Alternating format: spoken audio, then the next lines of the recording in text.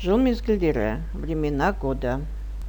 Бір жылда 4 жыл мезгілі: көктем, жаз, күз және қыс бар.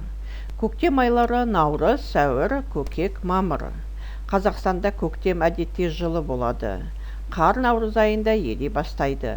Бірақ күннің суықтығы әсіресе солтүстік аймақтарда сақталуы ықтимал. Сәуір айында барлығы көктей бастайды. Жаз маусымнан басталып қыркүйекке дейін созылады. Бұл көпшілікке ұнайтын мезгіл. Өйткені бұл демалыстың каникулдың уақыты, демалатын кезең. Кей жерлерде, әсіресе оңтүстік аймақтарда ыстық болғанмен, Қазақстанның жазы жайдары және жеміс-жидектерге жомарт. Шілде ең ыстық ай. Тамызда кейде жаңбырлы болғанмен, ыстық және ағаштар көгеріп тұрады. Күз айлары қыркүйек, қазан және қараша. Қыркүйекте күн суытпайды, бірақ жапырақтар сарғая бастайды.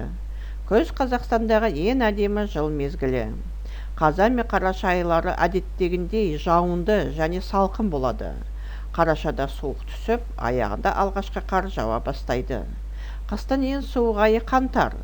Қыс айлары тауда шаңғымен серуендеуге, медеуде коньки тебуге жақсы. Желтоқсанда күн қысқарып, түн ұзарады. Қаңтар айына қарағанда ақпан айында күн жылына түседі. В году 4 времени года: весна, лето, осень и зима. Весенние месяцы: март, апрель и май. В Казахстане весна обычно теплая. Снег начинает таять в марте, но вероятность заморозков сохраняется, особенно в северных районах. В апреле все начинает цвести.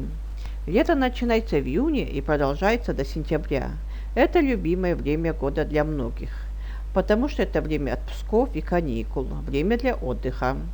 Казахстанское лето хорошее и щедрое фруктами время, хотя иногда бывает очень жарко, особенно на юге. Июль наиболее жаркий месяц.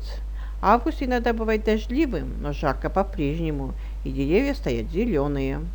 Осенние месяцы: сентябрь, октябрь и ноябрь. В сентябре все еще тепло, но листья становятся желтыми. Осень – самое красивое время года в Казахстане. Октябрь и ноябрь обычно дождливый и прохладный. В ноябре случаются заморозки, и в конце месяца часто выпадает первый снег. Самый холодный зимний месяц – январь. Зимние месяцы хороши для катания на лыжах в горах и коньках на Медео. В декабре самые короткие дни и длинные ночи. В феврале обычно теплее, чем в январе.